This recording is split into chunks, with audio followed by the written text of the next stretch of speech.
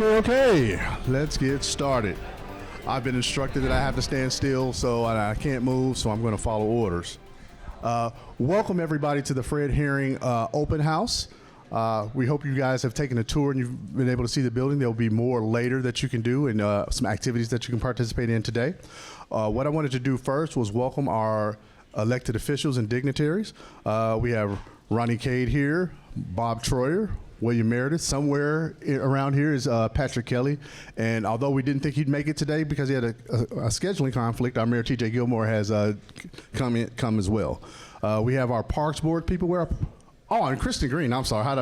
I'm not going to hit into this Monday. and Kristen Green, who keeps our council meetings moving. We also want to, where are our park board members? I know Sherry Brennan, Julia Sykes. We want to thank them. They've been working hard. We want to thank our other park boards members. I know Karen Locke is in here somewhere. There she is. We want to thank her for coming. So before we go into the main program, I want to take a second to just talk about this building and what it was. When I walked in, I looked at the plaque and the old Lewisville symbol and all the people who were the mayor and the council at that time. And I think back to what this building was, and we're going to talk today about what the building is going to be.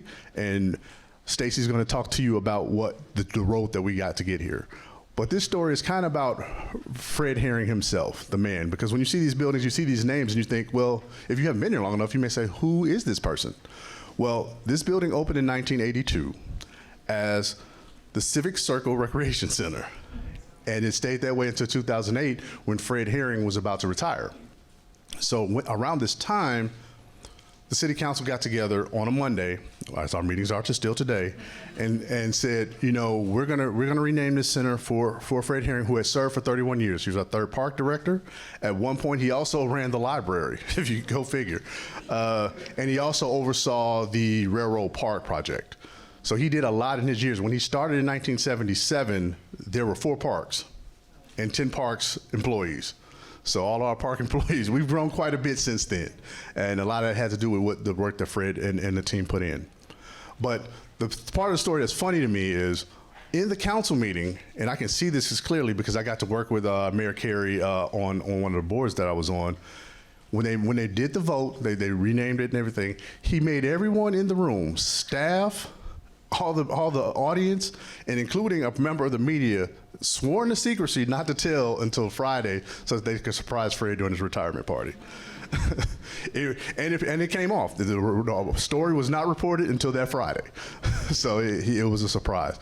So I want to thank you guys for coming. And before our Parks Director, Stacy, comes up, I want to present Elena Glassman, who will do a presentation for our Chronic Thymich's office, our state representative. Elena. Thank you. And Stacy, would you like to come on up? On behalf of the state of Texas and Representative Cronta Timish, and we would like to present to you this certificate of recognition. I'm going to hold it this way.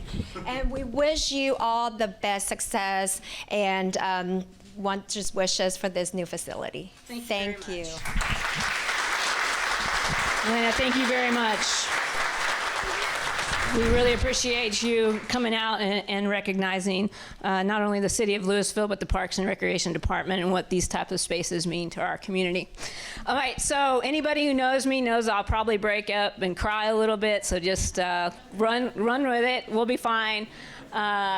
Before I get started, a little bit about you know, the building and how we've gotten to today, I do want to thank some folks that helped us along the way. You know, of course, we've got our design team from KAS, Richard and David. I don't think David could be here, but Kirkpatrick Architect Services came on, and when we said we wanted to do this, they started listening to our vision, and I think you would agree they kind of captured it perfectly. So thank you for that. Working with our friends from Rommel, Ramon and Hillary, who used to be a part of the Parks and Recreation team. Well, always will be a part of the Parks and Recreation team, right? Once a Park fan, always a Park fan. So thank for them for helping us oversee the project and making sure that what we had put on paper got to fruition. I'd say they did their job too. Chris Squadra from PPV helping us really set up the initial budget and making sure that when we bid it out, we were going to get what we bid bid for. And then our friends from Centennial, Joe, James, I don't know if they're here today, but they're the construction contractor. And we're excited because they're not only are they working on this, but they're working on the basement project at City Hall, but they're also helping our vision for the improvement to the Hedrick House come true. So we couldn't have done it without them. So let's give them a round of applause. And then, of course, it takes an entire city team. When you talk that there's a project in the city of Lewisville, and oh, man. So I've worked for 3 other municipalities in the state of Texas, and I will say that none works like the city of Lewisville. We are the best run municipality in the state of Texas.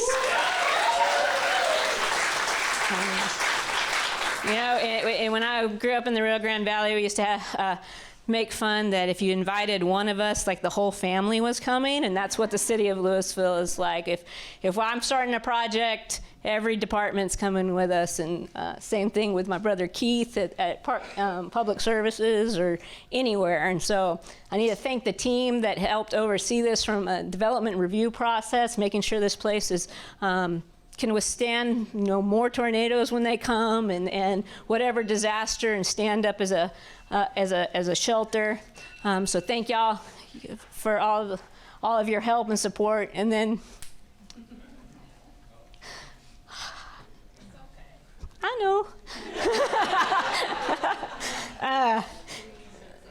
You did. You make faces at me. So what I'm really proud of is I think that this place, in fact, I know for sure that this place reflects the Parks and Recreation Department's spirit and love and passion for providing services to our community. This is not my vision, this is our vision. And Erica and the team from Program Services, Marcus, our Assistant Director, Charles with Park Operations, and Chris with the Preserve and Greenbelt. What is really, really neat is that this is now a home for our entire department, which we've never really had before in the city of Lewisville. We've kind of always been shoved in whatever was left over. And now we get to say, hey, look, this is ours.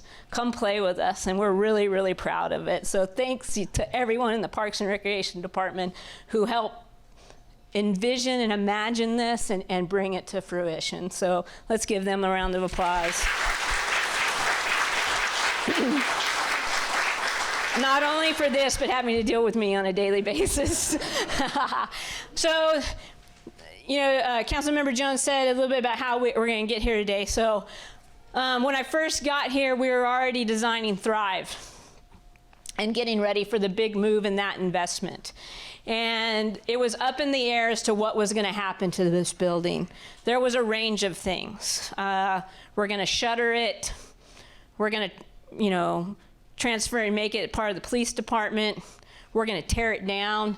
We just didn't know at the time. And as we were tapering to the end of construction at Thrive, if you'll remember, it's when the pandemic hit. And we all went into hibernation on March 12th of that year. And we were in the middle of spring break camp here, and we had to send kids home. And we didn't know what the future was going to be. And I guess we never do, right? But so we open up Thrive, and immediately it's a hit. And Thrive, is a catalyst, is a result of what the 2025 vision is of what we want more. And it set a new standard for the city of Lewisville. There is no longer any tolerance for a mediocrity or adequate facilities. We are expected to deliver the best for our residents.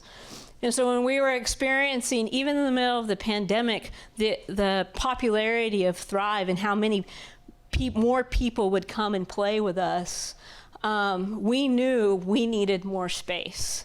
And so we talked to the city manager at the time, Donna Barron and Eric Ferris, and then the city council about what we need space.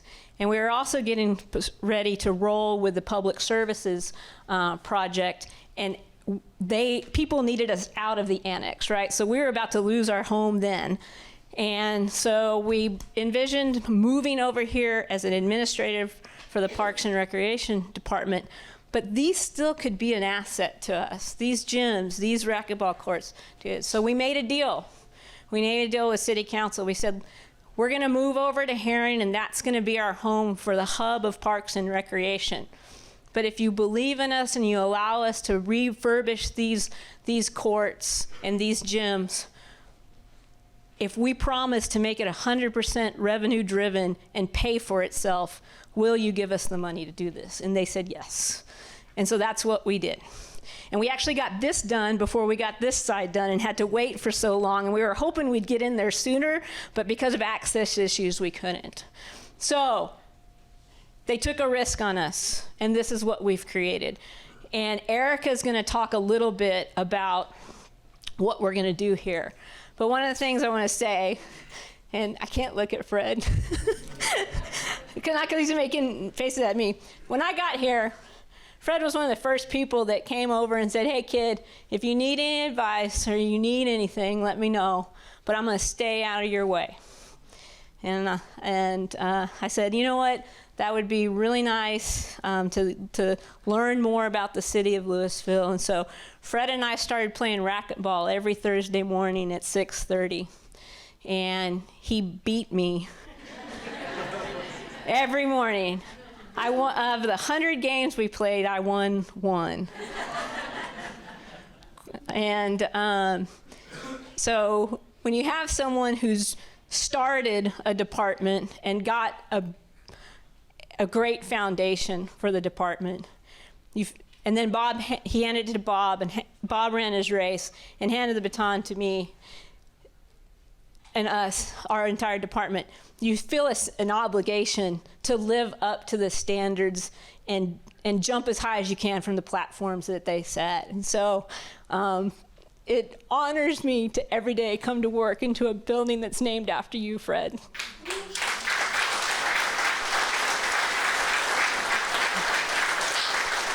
Thank you for your friendship and telling me where all the bodies are buried.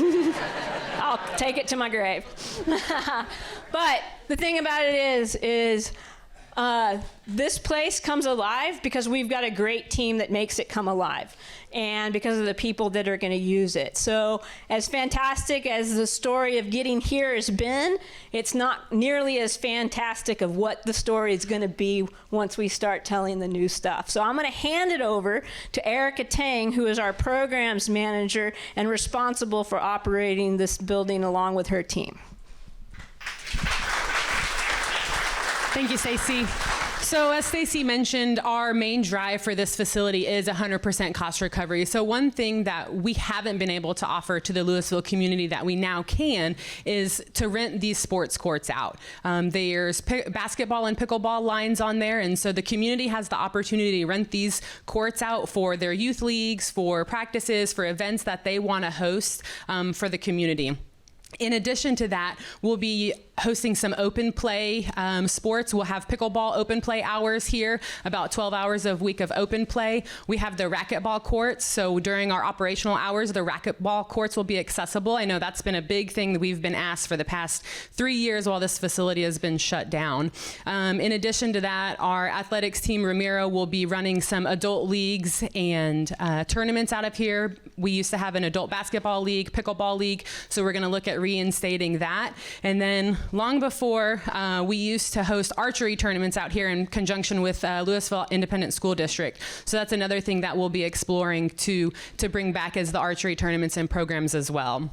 So we're really excited for what this is going to do for the community and what amenities and offerings we'll be able to bring and let everybody here have some more opportunities for recreation and play. So I forgot something. Oh, okay. All right. So she surprised me by coming today, so I didn't have it written down on my paper, but I need to say thank you to Claire Powell, our current city manager, and Gina McGrath, who is our deputy city manager. And at the time that we were looking for the money, she went and found it. So we have, and I don't know, she's hiding in a corner somewhere. She's upset that I'm calling her name out. But Gina, come here so we can all say hi. All right, yay! All right, sorry. All right, so in true Parks and Rec fashion, we can't do a traditional ribbon cutting for a facility like this. So we are going to do an initial pickleball swing across the court. Pickleball is one of the fastest growing sports in the United States, and we're going to be hosting open play here for that. So we want to make sure we honor that and bring that to this facility. So we're going to head to the back gym. If you will grab a paddle, those of you that will be participating in the swing, there are bleachers back there as well for those that will be sitting to watch. And our AV team is got to do some moving around of equipment. So make sure you grab a paddle and a ball, and we're excited to put this into action.